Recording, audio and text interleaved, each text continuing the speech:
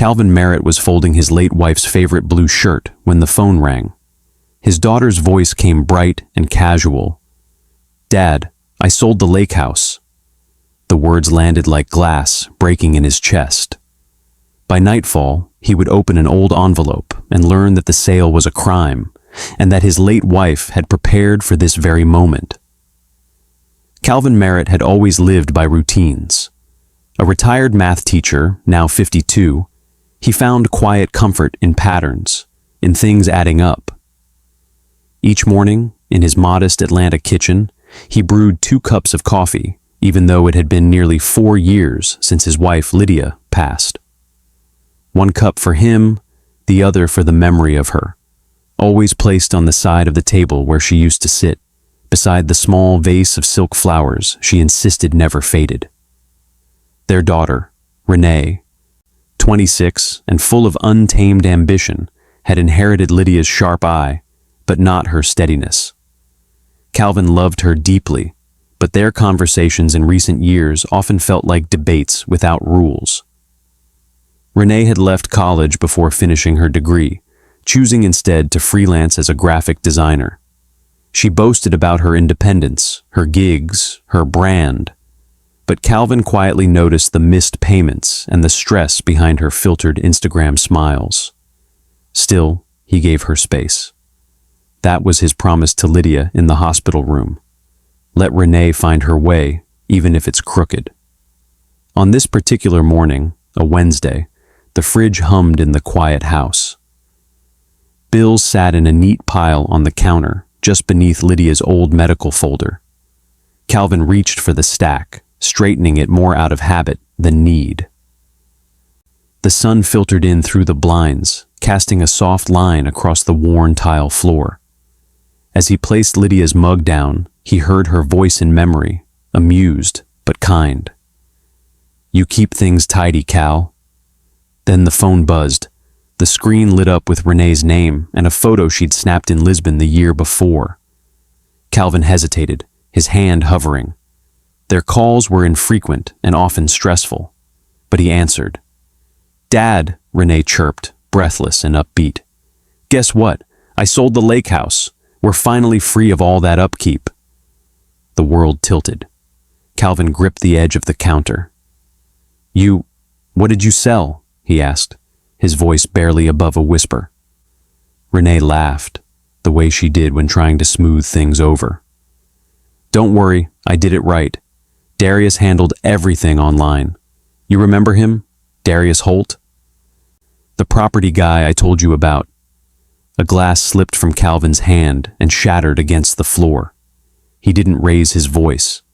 Instead, he lowered himself into the kitchen chair, the world suddenly too loud and too quiet all at once. Darius Holt, charming, always pitching, the kind of man Calvin instinctively distrusted, was the last name he wanted tied to Lydia's most precious place. "Send me the papers," he said evenly. "We'll talk later, baby." As the call ended, the distant buzz of a lawnmower drifted through the open window, a reminder that life outside was still moving, oblivious. He sat for a long while, the broken glass forgotten. Then, slowly, Calvin walked to the living room and knelt before the old cedar chest. Lydia's chest. Inside, beneath neatly folded quilts and photo albums, was a single creased ivory envelope.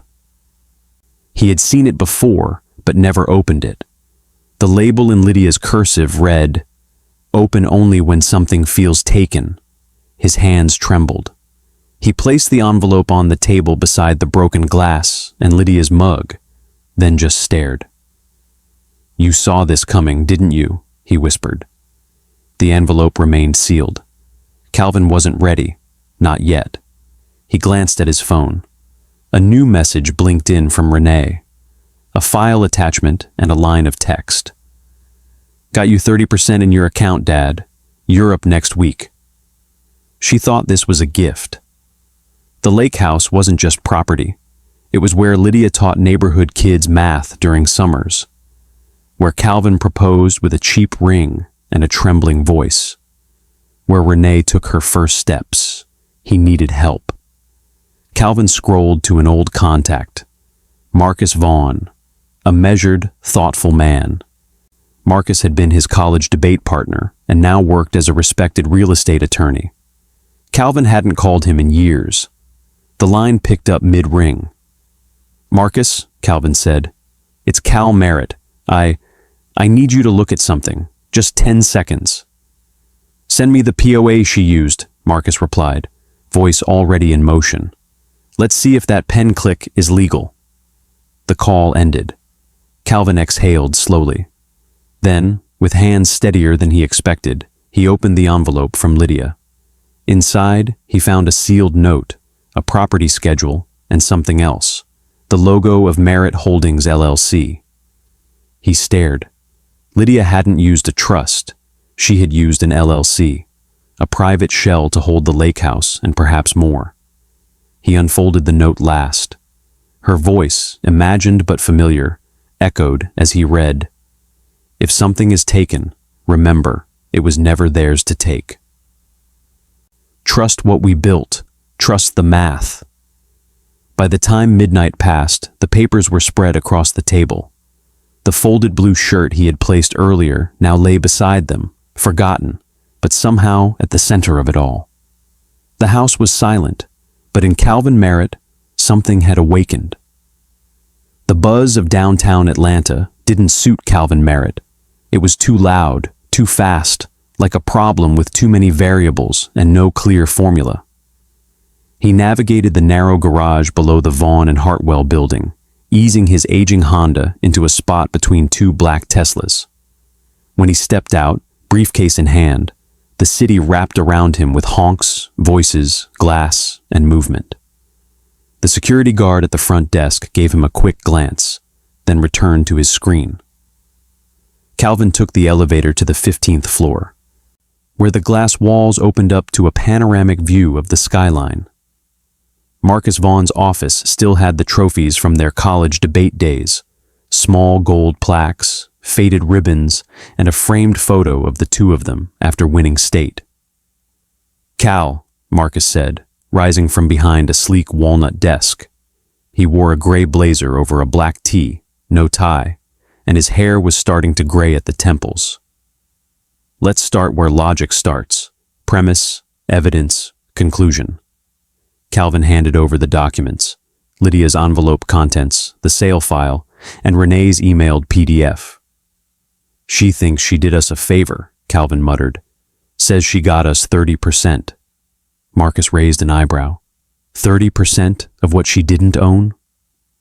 The faint buzz of fluorescent lights filled the space as Marcus sat down and opened the file on his monitor. "Okay. Durable power of attorney, healthcare decisions," Marcus said slowly, scrolling. "Here's our clause, section 4.2. See this? No authority to convey real property." The blinking cursor pulsed like a heartbeat. "There is precedent," he added. "We require rescind." Calvin exhaled sharply. "So the sale can be frozen, but we need more." Marcus turned the monitor toward Calvin and tapped the keyboard. A video call window opened. Deshaun Merritt's face filled the screen. Calvin's 20-year-old nephew, a junior at Georgia Tech with a double major in computer engineering and troublemaking. "Uncle Cal," Deshaun greeted, headphones slung around his neck. "Heard we're chasing ghosts." "More like tracking theft," Marcus corrected. "You got time?" "Always. Send me the doc." Calvin forwarded the PDF. Deshaun's fingers flew across his keyboard.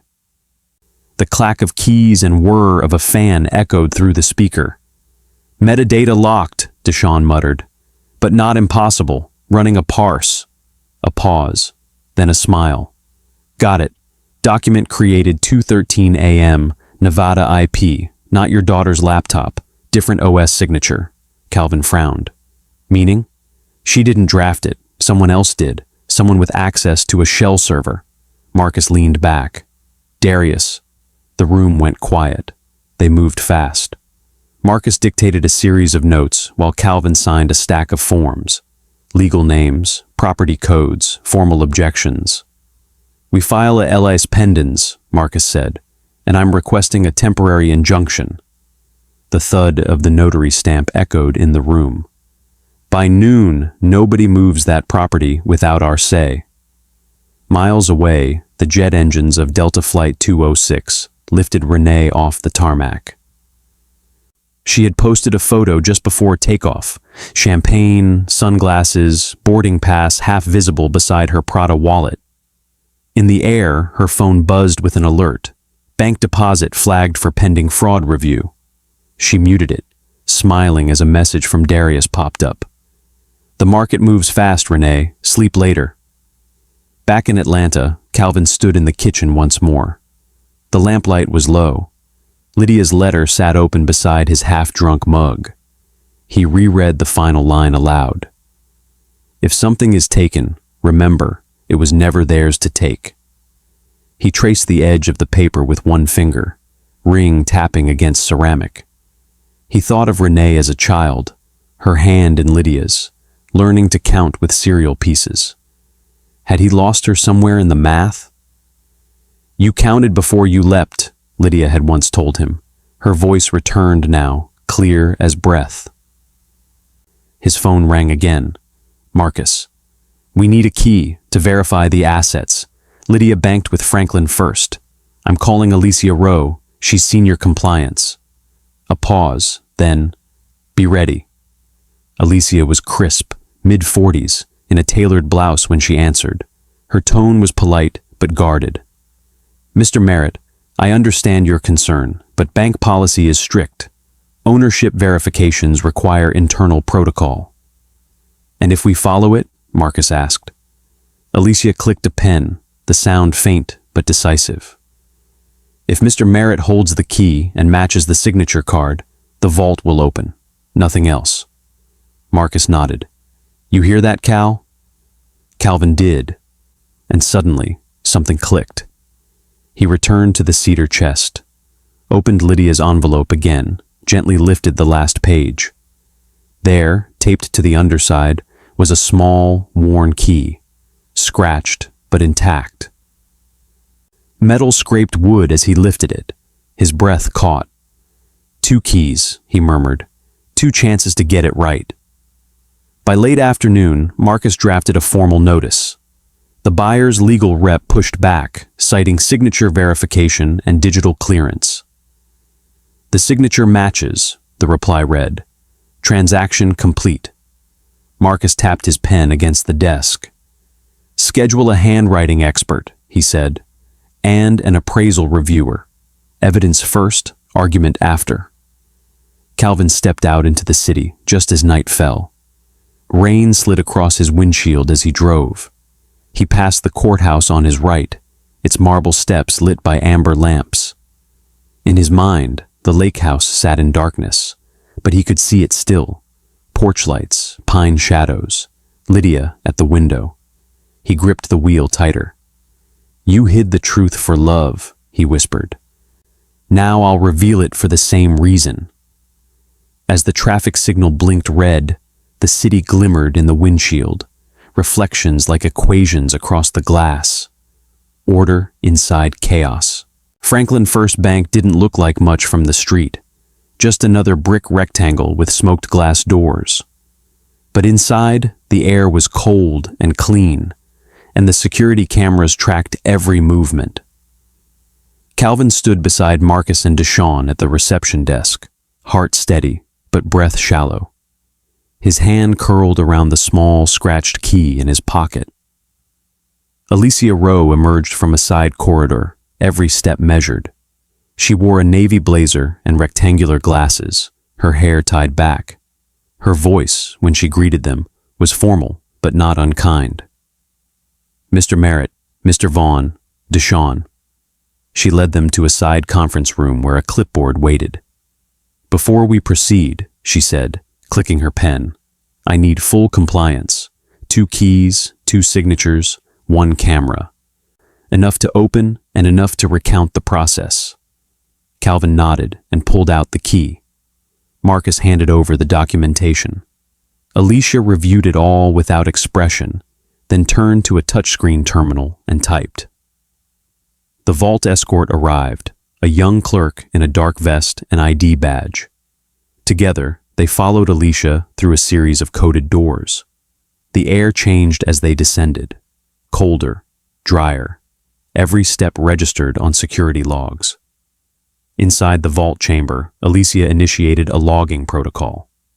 Vault access, 10:34 a.m., ID R2123, camera C14 active, the clerk reported. Marcus murmured, "They timestamp everything." Calvin stepped forward. His fingers trembled as he turned the key in the small box labeled M. Merritt. A click. The lid creaked. Inside sat a single brown envelope and a smaller handwritten note folded once. He opened the note first, his thumb brushing Lydia's familiar cursive. "If you're here, something dear has been mishandled. Trust the math." He swallowed. Marcus leaned over. "Let's see what she left." The larger envelope held several sheets. Marcus scanned the top one, reading aloud. "Merritt Holdings, LLC, Limited Liability Company." Deshawn frowned. "I thought this was a trust." Marcus shook his head. "Nope. This is a legal shell to hold assets. Smart. Harder to trace, easier to protect." He flipped the page to the operating agreement. Charter filed May 2016 under the state of Georgia. Calvin as sole member, Lydia as manager. That means ownership never left your hands, Cal. A portable scanner blinked green as Marcus began digitizing the papers. The next page was a property schedule. Marcus found the lake house listed alongside 2 parcels of undeveloped land. The LLC's EIN was clear, traceable. "We have the chain of title," he said. "It's clean, points to the LLC, not to any individual signer." He scanned page by page, each hum of the device like a step forward. "All right," he said. "Time to hold the funds." Back upstairs, Marcus composed a formal notice packet. The language was sharp, specific. Fraud in execution. Deed void. Escrow hold required. He clicked send, added the title officer to the CC, and pushed back from the desk. "Funds freeze now. We don't let the money outrun the paper." Meanwhile, across the Atlantic, Renee Merritt sat in a tiled cafe overlooking the sea. A soft breeze lifted her curls. Her phone buzzed with a PDF from Darius. "Routine release form," he'd texted. "You're helping your father." "We're almost done." She hesitated. Something felt off. But pride had a momentum of its own. She tapped approve. Steam from her espresso drifted upward as she leaned back, trying to enjoy the view. At the bank, Alicia watched as Calvin sealed the documents back into the vault box. She logged the camera code and noted the file ID.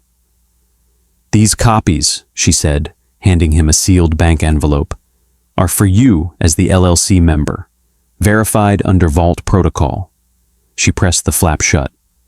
Enough to verify, enough to stand up in court. They stepped outside into a midday sun that was hotter than expected. Cicadas buzzed from the hedges. Calvin blinked at the sudden light. He looked at the envelope in his hands. "You planned for this, Lyd," he said quietly. "I'll honor the plan." The envelope caught the sunlight as he gripped it tight, the gold seal glinting. Deshawn's fingers flew across his keyboard, the room lit only by the blue glow of his screens and a single desk lamp. He'd stayed up late before, but tonight felt different. The deed PDF Marcus had sent wasn't just a file, it was a trailhead. Standard properties were locked, masked by permissions too tight for simple extraction. But Deshawn wasn't looking for standard. "Created 02:13 a.m. UTC 7, he muttered, reading from the code dump. That time zone doesn't match Renee's device location. He extracted the embedded XMP metadata manually, cross-checking timestamps and server handshakes. His fan buzzed beside him like a nervous breath. When he had what he needed, he packaged the results and sent the report to Marcus. Marcus picked it up on his second coffee, eyes narrowing at the details. The report was good, very good, But attribution required more. He dug into the original sender fields, analyzing email headers and SPF DKIM records. Mouse clicks echoed through his office. A soft chime marked each layer peeled back. Domain, headers, and provider log line up, he said aloud, more to the silence than to anyone present. Not speculation, record. The sender's metadata traced back to Darius Holt Properties, and the IP resolved to an e-notary gateway server Darius had used before. They had their link. Next came strategy. Marcus drafted a stipulated order to rescind the deed. He attached the evidence as exhibits, then timestamped the proposed rescission for week 8. "Calendar is our friend," he said, tapping the screen. "Week 8, we unwind this cleanly." He circulated the document to the buyer's counsel for review. Moments later, a reply. "Good faith purchase," the buyer's attorney argued. "Our client incurred costs in reliance." Marcus understood. They weren't the villains here, but the deed was void. He drafted new terms. Principal refunded, partial closing costs reimbursed. Each party bears its own attorney fees. He waited. A long pause, then a soft ping, still under review. Meanwhile, Calvin sat at home, Lydia's letter open again on the table. Night insects chirped outside, steady as a metronome. The wall clock ticked in sync. Anger had visited him, briefly, then passed. "Protect, don't punish," he whispered. It was the choice he had to keep making. In another time zone, Darius Holt made a mistake. He forwarded a commission statement but attached the wrong version. A draft with inflated fees and edits time-stamped well past midnight. He realized it immediately, tried to recall the message. Too late. Marcus had been CC'd. Another email followed, rushed and defensive. "The market moves too fast. If you don't run, you die." Marcus didn't respond. He didn't need to. He was already building the evidence bundle. It included the power of attorney clause, stating Renee had no authority to convey real property. The metadata extraction with UTC offset, the authenticated email headers, the server log linking back to Darius. The scanner lid thumped shut as the last piece slid into place. Paper beats panic, again. The buyer's side requested confirmation that the funds were still held. Marcus attached the escrow hold notice, already sent to the title officer. That same morning, Renee stood in a customs queue at Lisbon Airport. Her phone buzzed with an article forwarded by a friend. E-notary fraud, the next digital exploit. She read every line. Her stomach sank. A whisper left her lips. Maybe I wasn't helping. She booked the earliest flight home. By the start of week 8, the final stipulated order circulated. Multiple signatures were required. Calvin signed both as the individual and as the LLC member. He did so slowly, clearly, without hesitation. Marcus looked up. Week 8, as promised. Wire instructions followed. The buyer received their full principal and partial closing costs. Each side absorbed its own legal fees. A soft chime confirmed the transfer. An email from the buyer's counsel came in shortly after. Settlement confirmed. Title restored to Merritt Holdings. Later that afternoon, Calvin walked past the courthouse. Its tall windows mirrored the quiet confidence in his face. The reflection wasn't triumphant, just certain. Paper, process, and patience had the floor. The wheels of the plane touched down just before dawn. Renee's suitcase wobbled on its lone working wheel, the other half broken from a rushed curb check in Lisbon. Her eyes were sunken, mascara faint under the corners, and when she tried to order a rideshare, her card declined. She didn't fight it, just walked to the MARTA station and boarded the train. The neon inside flickered, casting ghost shapes across her reflection. She scrolled through unpaid invoices on her phone. A freelance check, long overdue, now marked disputed. A whisper escaped her lips. How did I get this far backwards? From the platform, she dialed home. The phone rang twice. "Just come home, baby," Calvin said, voice steady. "We'll figure it out face to face." She nearly dropped the phone, breath catching in her throat. No accusation, no heat. The sun was rising by the time she reached her apartment. Her key stuck a little, like always. When she finally turned the knob, something tugged back. A letter taped neatly to the door. Bold print. Her name. Notice to quit, 30 days.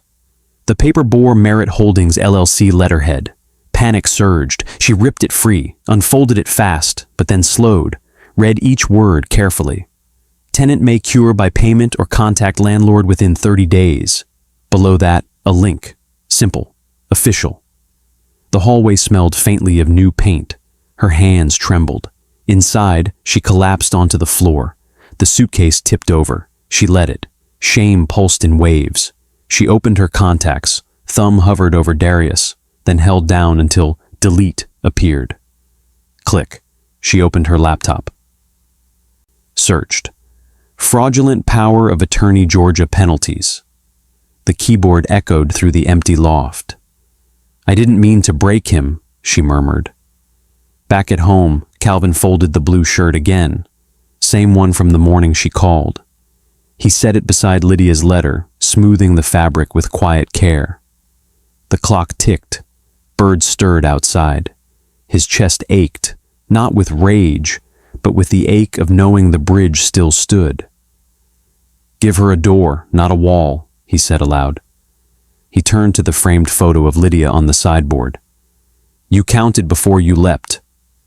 The doorbell rang. Deshawn stood with a backpack and a stack of documents. "Printed filings," he said. "You'll want paper in hand." Calvin scanned the cover sheet. Preliminary hearing dates. Digital chain of evidence logs. "You all right?" Deshawn asked. "I don't know yet." Deshawn hesitated, then pulled out his phone. "Renee forwarded me a voicemail from Darius. He didn't know she recorded it." Calvin raised a brow. "Verify first, react later," Deshawn added, shrugging. "You taught me that." That night, Calvin sat at his desk. The glow of the monitor was the only light in the room. He drafted a short message to Renee. The subject line, loft notice. The body, come talk, not about money, about truth. He attached the payment portal. His hand trembled over the trackpad. Thunder rumbled faintly. He clicked send. "Maybe she'll open the right door this time," he murmured. She did. By evening, the rain had come down hard. Renee stood on the porch, soaked through, curls plastered to her cheek. Her bag hung limp at her side. He opened the door. "I can't undo what I signed," she said. Rain dripped from her jacket onto the mat. Calvin stepped back. "Then start by signing something true." She entered slowly, like crossing into memory. He led her to the table. The envelope. Lydia's handwriting. Merritt Holdings paperwork laid out. He didn't speak, just showed. She read. Tears came without defense. "I didn't know," she said. "I believe you.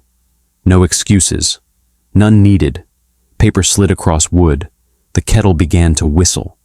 Lydia's voice returned, a whisper from that first letter. "Give her time to build steady hands." Renee lowered herself to the floor beside the table, hands folded. "I'm sorry," she whispered. Calvin looked down at her. His jaw clenched once. He remembered the crash of glass, the breathless silence of betrayal. But not today. He placed a hand gently on her shoulder. "The law fixed the house," he said. "You fix the truth." The kettle hissed. The house held still. Father and daughter sat at the kitchen table. The envelope and notice to quit side by side. Paperwork turned into a second chance.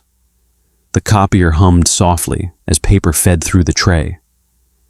Calvin and Renee sat side by side in Marcus Vaughn's office, a stack of legal pages in front of them. Renee's eyes were clear, but tired. The kind of tired that came after you stopped defending yourself and started telling the truth. She looked smaller than she had on the steps the night before, but something steadier lived behind her eyes now.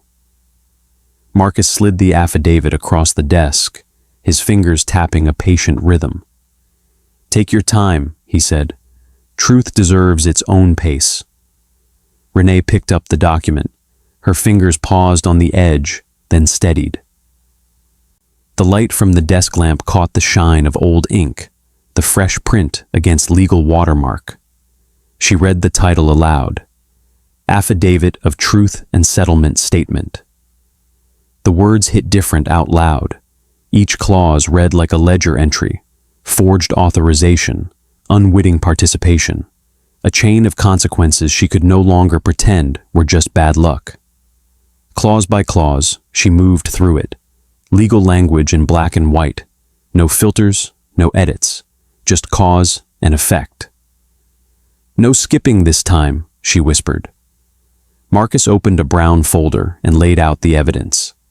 Metadata timestamps, verified email headers, and Darius's commission document, altered, time-stamped, and recklessly self-incriminating. Her name CC'd on 2 of the key exchanges.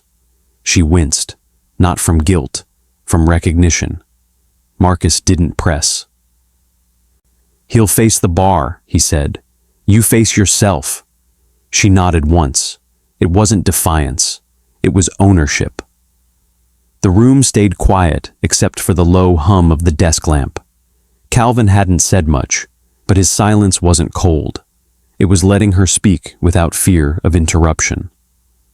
Then Marcus slid another page forward. The buyer's funds were returned, the rescission orders signed, all parties closed out, no civil follow-up expected. Renee's voice wavered. Will I be charged?" Marcus shook his head. "You're named as cooperating. You didn't gain. Your affidavit clarifies that. The DA won't pursue what you're already helping correct." He tapped his pen slowly.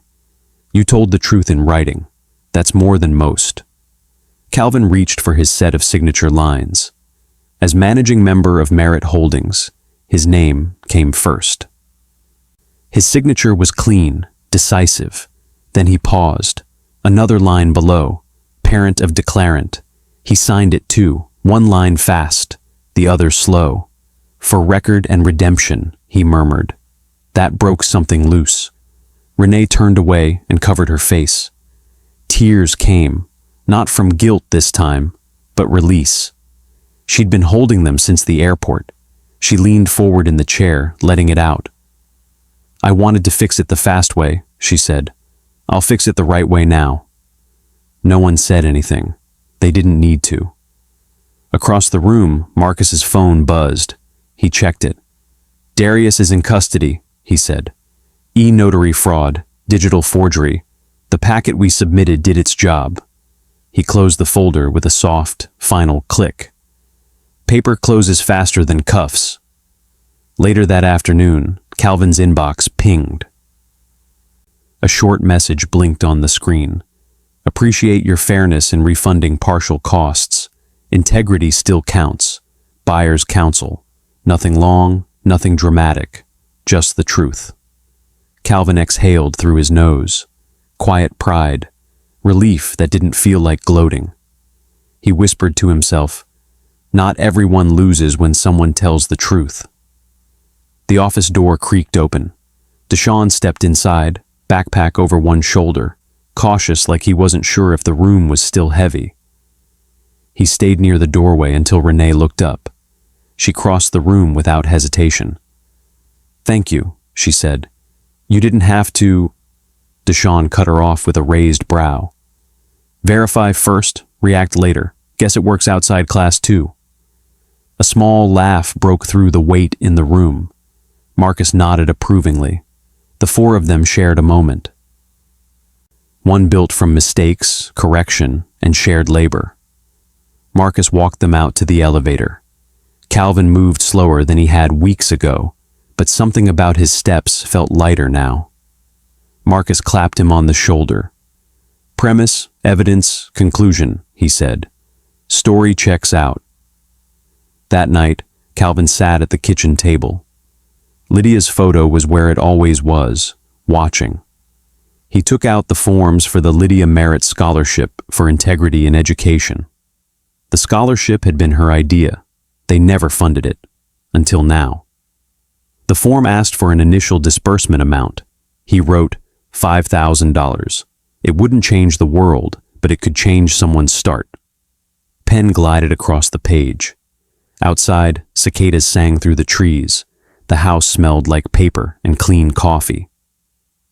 "Teach them that truth has interest," he said to her picture. Weeks passed. At the community center, Calvin stood at a whiteboard teaching probability and trust to a room of young students. The concept was familiar now. Real-world application, clearer than any textbook. Deshawn adjusted the projector in the back, running slides. Renee was nearby with a DSLR camera, capturing moments for a new grant brochure. One of the kids had erased half the board by accident, the title smeared into dust. Calvin took the chalk and rewrote it carefully. Probability and trust. A girl in the front raised her hand. "What if someone lies in the equation?" Calvin smiled. "Then it doesn't balance," he said. "But if every term is honest, the math always works." The room rippled with soft laughter. Behind him, sunlight streamed through tall windows. Chalk dust danced in the air like snowflakes. On the table near the projector, next to a stack of grant flyers, sat a familiar object, small, metal, scarred. The scratched safe deposit key. It hadn't been thrown away. It hadn't been polished or framed. It just sat there. Proof that foresight and love could outlast even forged signatures. That math could be personal. That a family could subtract hurt, carry grace, and solve again. Steam curled above 2 coffee mugs. Calvin set one down across from him at the kitchen table, the seat Renee now used. She was sleeping in the guest room. The house, once too quiet, breathed a little again. His hand hovered over the chipped mug marked Lydia. Habit. He hesitated, then put it back in the cabinet. "Old routines, new company," he muttered, using a plain white one instead. The gospel radio played faintly in the background. He stirred slowly, listening to the house settle. In the guest room, Renee sat hunched over her laptop, a spreadsheet of freelance rejections open on one side, a resume doc blinking on the other. Her inbox pinged again, another "thank you for your interest" email. She exhaled, cracked her knuckles, and clicked on a posting from a local nonprofit. Bright Start, digital literacy program seeks design coordinator. She skimmed the page. "I'm applying to this one," she said aloud, not sure if her father could hear. Keyboard tapping echoed. Calvin peeked in from the doorway. "Try honesty in the cover letter," he said. "Might stand out more than polish." That evening, Deshawn joined them for dinner. The table was set with care. Nothing fancy, just warm food and awkward silences. Forks clinked. Deshawn broke the quiet. "You know Metadata's the real family therapist, right?" Renee smirked. "I'll never see timestamps the same again." Even Calvin chuckled. It wasn't easy, but it was honest. A few days later, Calvin sat across from a community grief counselor. First time. The office smelled like tea and paper. He shifted in the chair. "She didn't hide money," he said eventually. "She hid patience, packed it in envelopes and trusts, gave us a trail, not an inheritance." The clock ticked. The counselor nodded gently. Calvin kept talking. Later that week, Marcus forwarded the final court summary. Darius had received a suspended sentence and was barred from brokerage work indefinitely. Calvin read the subject line twice, then typed back, "No triumph, just closure." He stood by the window, wind nudging the blinds. He chased speed. We stayed steady. The next day, Alicia called from the bank.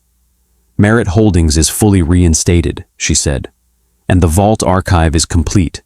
Digital retention initiated. He thanked her. 2 keys, 1 story, she added softly before hanging up. Saturday morning. Calvin met Marcus and Deshawn in the community center gym to plan the first award of the Lydia Merritt Scholarship. Budget was tight, but the mission felt big enough. 1 student per year, Calvin said. Start there. Papers shuffled across folding tables. Marcus grinned. Integrity's a rare GPA. Across town, Renee started her first week at Bright Start. The structured hours humbled her after years of flexible freelancing. But something about it worked. She stood beside a teen hunched over a messy layout. You fix things 1 layout at a time, she said, adjusting the margins with him. Printer whirred. Kids laughed. It didn't feel like penance. It felt like a beginning. One evening, Calvin walked near the lake property at sunset. The house stood still, lights off. It belonged to him again, but he didn't go inside. Wind stirred the reeds. Some doors stay closed, so we remember to knock. He turned back, slow steps, crunching gravel. A few days later, Renee held up an old photo. Lydia laughing beside a garden pot, sun flaring behind her. I want to hang this in the center, she said. Calvin's breath caught. They nailed it near the chalkboard where he taught math now. Chalk dust lingered in the air. She'd like this view, Calvin said. As they stepped back, a boy lingered near the scholarship flyer, eyes bright, hesitant. Calvin called out gently, Try anyway. The boy blinked, then nodded and scribbled down the URL. Math's just trust with numbers, Calvin added. The hallway quieted. Chalk squeaked faintly in the distance. Beyond the school field, the lake glinted in late light. Still water, steady reflection. The world, orderly again. Humbler now. Sunlight filtered through the windows of the community center, casting soft lines across rows of folding chairs and freshly swept floors. The scent of brewed coffee and floral arrangements drifted in from the side tables. Calvin Merritt stood at the edge of the small stage, fidgeting with the corner of his note card. He wore a charcoal blazer, polished shoes, and an expression that revealed a quiet mixture of nerves and peace. The crowd settled. Local press lined the back wall, their cameras blinking in silent rhythm. He stepped to the microphone. It crackled. He paused. A deep breath. Integrity, he began, voice steady, is the math of the heart, balanced on both sides. Applause followed, gentle and respectful. He offered a nod, then stepped aside. Renee followed. She wore a light gray blazer, her laptop tucked under one arm. She projected the new scholarship logo, clean, elegant serif lettering over a subtle image of a scale, and smiled. This, she said, adjusting the mic, is for every student who fixed a mistake and kept going. The applause rose. A few people stood. From the back row, Marcus leaned toward Deshawn and whispered, Premise, evidence, conclusion. He taught the town that. Deshawn chuckled, adjusting the camera angle. Alicia Rowe entered quietly from the side, a slim envelope and certificate in hand. She made her way to the front and held up the framed certificate of asset release, embossed with the bank's seal. Calvin lifted a hand in polite refusal. You don't need to, but Alicia shook her head. Even stories need receipts. Closure belongs in a folder, too. Click. Another flashbulb. Deshawn moved discreetly among the aisles, capturing photos for the community center's digital newsletter. He rarely posed, but made sure to highlight everyone else, especially Calvin, Renee, and Jameer. After capturing a candid of Marcus handing out pamphlets, Calvin stopped him. Make sure your name's on the thank you plaque, Calvin said. Deshawn raised a brow. I'm just the tech guy. You verified the truth, Calvin replied. That matters more than credit. The scholarship presentation reached its highlight. Jameer Lewis, a soft-spoken senior with a gift for algorithms, approached the microphone. He unfolded a crinkled speech. "I want to study data science," he said, voice trembling, "and give back. I used to think honesty didn't matter in tech, but now I know it's the only thing that does." He stumbled over his last sentence. Calvin stepped forward again, his presence calm, grounding. "You'll do fine," he said. "Every formula starts with a mistake corrected." Jameer nodded, smile breaking through. Renee stood off stage, arms folded tight. She watched her father, this man who had forgiven her, rebuilt what was broken and made space for healing. He turned his head and met her eyes. One nod. That was enough. Later, as chairs were folded and decorations boxed, Calvin sat alone with Lydia's final letter on his lap. He had never shared it fully. Some words belonged to quiet. The last line was faint, ink smudged, barely legible. He traced it slowly. When truth walks slowly, it arrives exactly on time.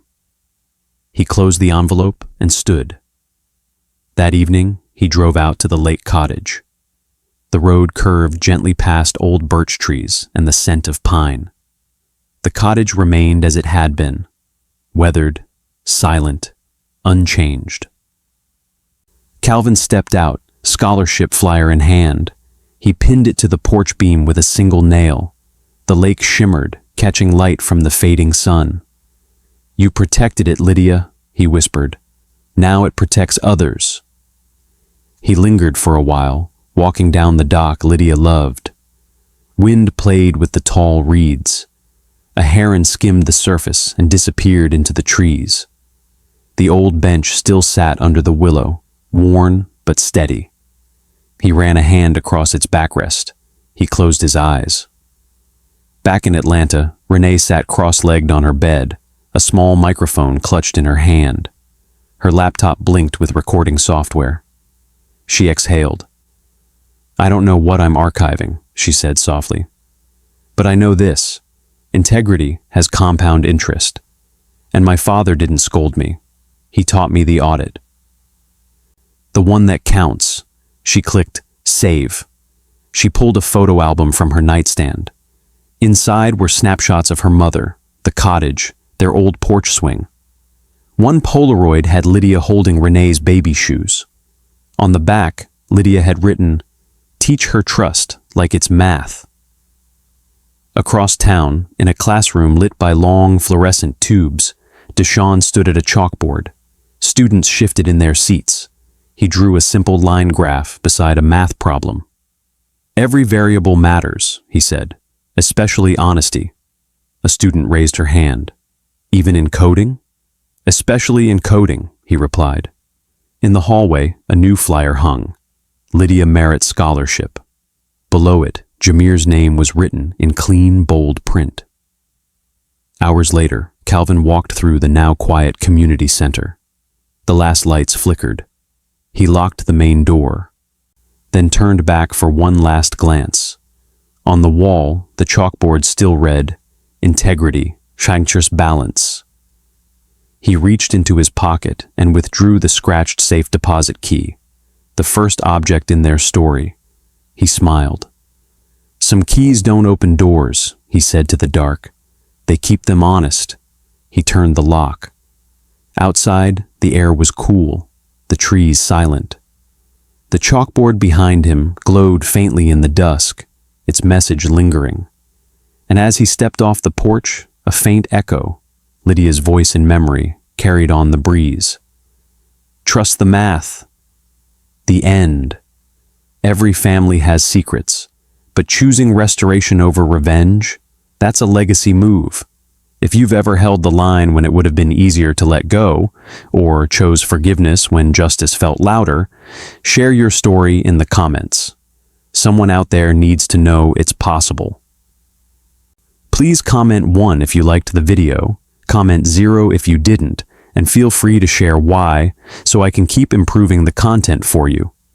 Hit subscribe so you don't miss the next story, and share this with someone who needs to hear it today. Your support means more than you know.